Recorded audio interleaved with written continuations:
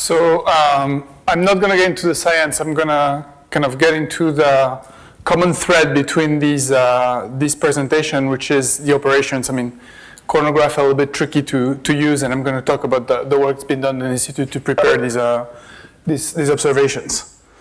So I'm kind of going to follow the thread Jeff put together yesterday. I'm going to go over how we would design a Coronograph program, starting with science use case, ETC. Then you look whether or not when you can observe your target. You put everything in APT. Then there's a bunch of work that's going on the pipeline side. I'm not going to get into that in this presentation. I'm just going to have this is going to be my conclusion slide.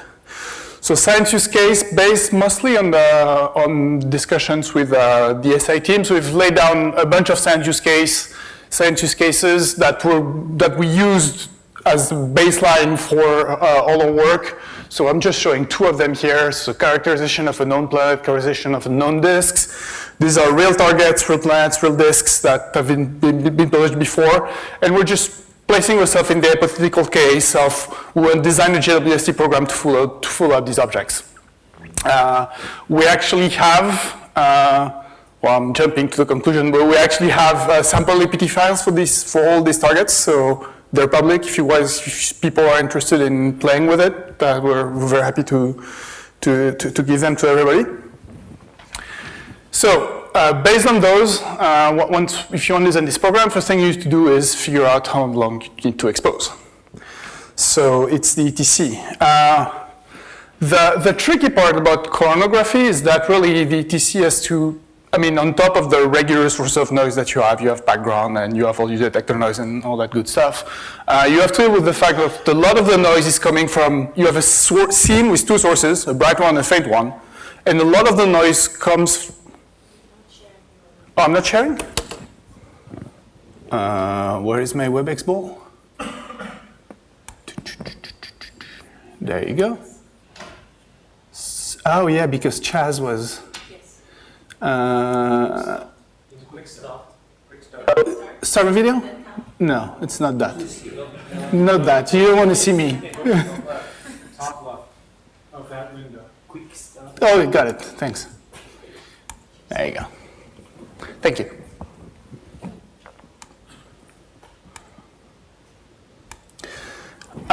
So what was I saying? Yeah, so the tricky part is that a lot of the noise term is coming from that bright source that's in astrophysical scene.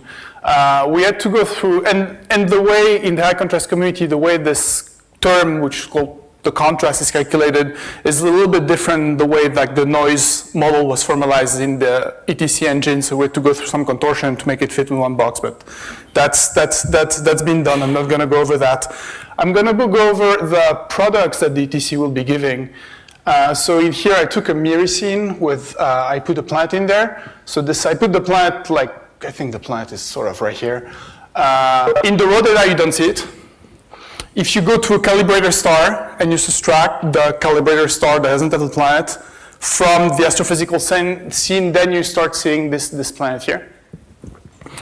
And in the ideal case, so when you consider the photon noise on the image of the star, which is a quantity that scales with your actual exposure time, this is a fundamental limit. This is as good as you're going to get if you have a perfect calibrator. We probably will never have a perfect calibrator, but it's a good idea to have an idea of how deep you're going to go, what is your fundamental limit. So really what we want to do is we want the ETC to produce these three products. So when you put them together, it's in terms of contrast. So contrast, a function of separation, and Patrice showed these slides. And really what we want is two curves. The raw one, that's the worst case scenario, and most of the time we'll be able to do better than that. Something that's representative of what's going to happen in reality. And as Chaz was saying, there's a fair amount of uncertainties for this, in particular with respect to the OT stability, in particular for NIRCam. And then the fundamental limit, we're going to be stuck there anyway. So we want to know where it is. So I'm not going to do a live demo of the ETC because of some computer issues, but I'm going to do almost live demo. So this is a bunch of screenshots of the ETC that I took over the past 10 minutes. Can I maybe zoom in here?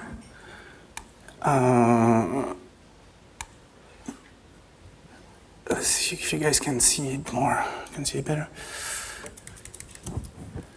Let me see if it's gonna work. There you go. Oh, there you go. So you start with, and Diane will give a much more thorough presentation tomorrow about this. So you start with this source scene selection. So we have a scene here with a central star, a reference star, and 3 faint sources. My central star is an A5V star. Where is it? I've normalized the magnitudes. Oh, because now I have to switch like this. There you go. It's a 5.2 magnitude star. Now I'm going to go to my faint source that I put in there. My faint source is delta mag of 10 here. So I'm editing my scene and I'm filling all this. So you can edit the spectral type and all that good stuff that you want. Then I'm going to my instrument setup. So I'm going to do mirror coronography. So I'm choosing my coronagraph. Here is my filter profile. I'm going to my detector setup. So I'm choosing my readout patterns and how I want to do set up my detections. Here you have a summary of Here how you want to do the integrations. Here I have a summary with the total integration time. That you get for, so I did 4 calculations with the same scene here. So forward the numbers, this is like a sort of demo of the interface. The numbers, in particular for coronography, haven't been checked yet. So the contrast numbers, the SNRs, forget about, don't pay attention to them. That's something we're actually we're doing now.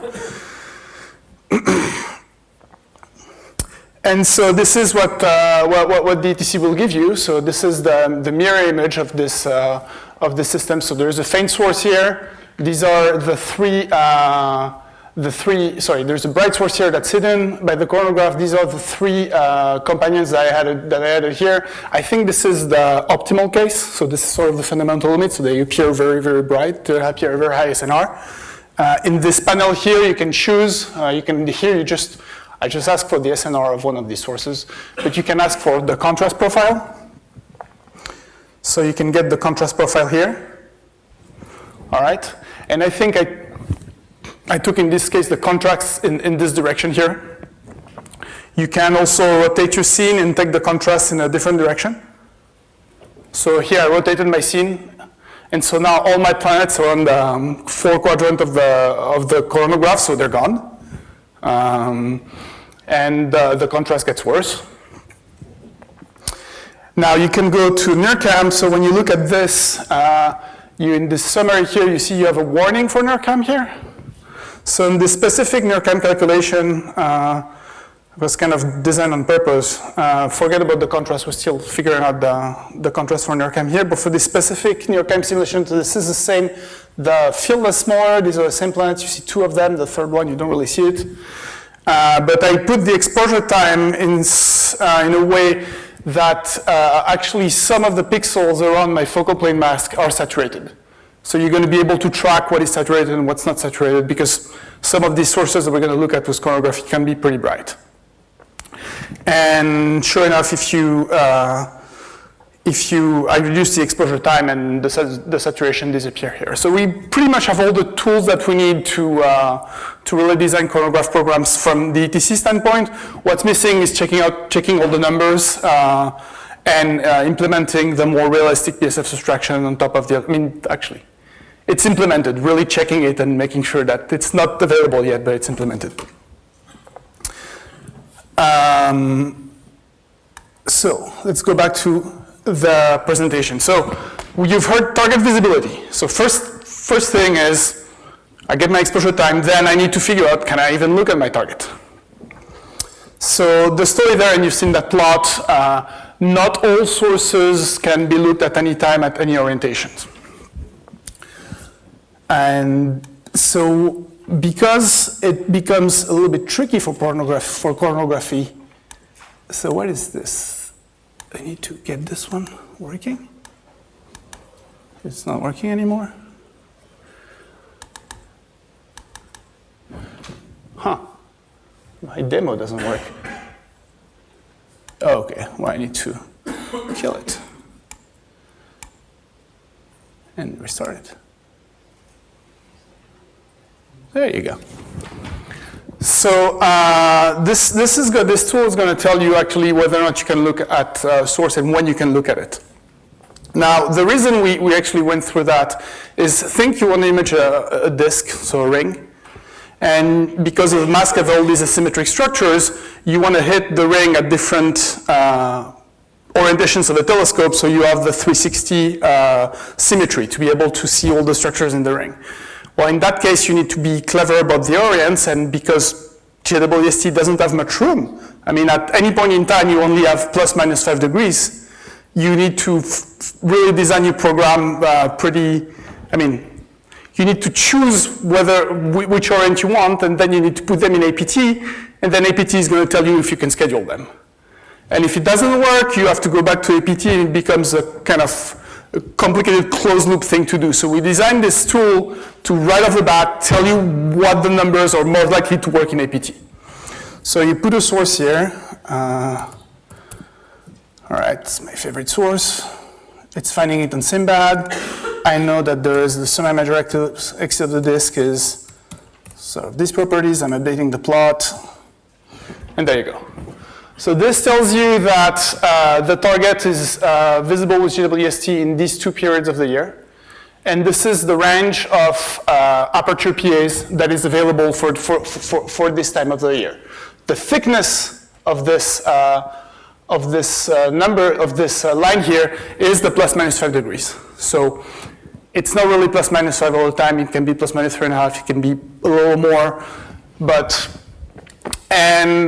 so it's observable twice in the same year. And then if you want, so now we're looking at it through NIRCam, so through a NIRCam sombrero, so it's symmetric. But let's just go look at it with Mire, for instance.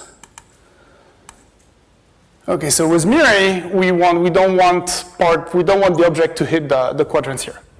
So you need to know what are the constraints you want to put in APT to avoid this pathological configuration. So what you can do, you can click here, and it's telling you the aperture PA that you need to put in APT, and it's telling you sort of when the observations are going to be able to be scheduled by APT. So you can play this game, and the other way, you can click on a panel here, and it's going to tell you where your object is going to appear on the scene. So that's the second step, and that just gives you an idea of whether or not it's going to be scheduled with APT. Now, let's look at this one. This one is a pathological one, I think. Yeah, this one is terrible. This one, when you look at it, so we gave an example of a pathological configuration.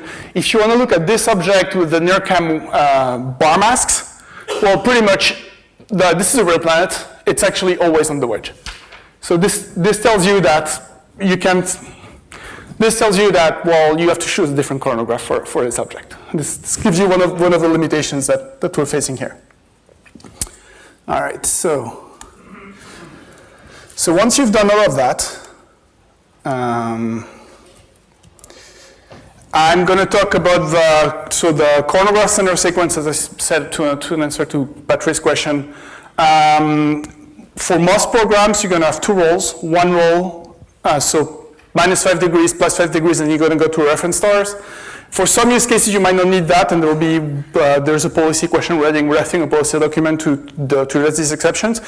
On cycle 1, the reference exposures will be able to build a PSF library, as Chaz discussed, in the same case as Nick Moss and Stis now. The overheads will be charged to users. Above the overheads, I'm kind of going over the same slide that Patrice said. It's mostly if you want to do characterization, multiple coronagraphs on the same objects, you're better off hitting all the filters and all the coronagraphs in the same visit, rather than doing the entire sequence, roll 1, roll 2, reference on one filter, and then start it over again. The overheads build up a lot. And that's nighttime I have to close the loop on is I'm not sure if the smart accounting is actually counting that perfectly right. So we have to deal with this fall. I had a little demo of APT. I think I'm going to stop here. If somebody, part of the questions wants to ask, The bottom line is we have APT files, we have all this schedulability stuff, it's been sort of sorted out, and most of them are not broken, so that means they schedule.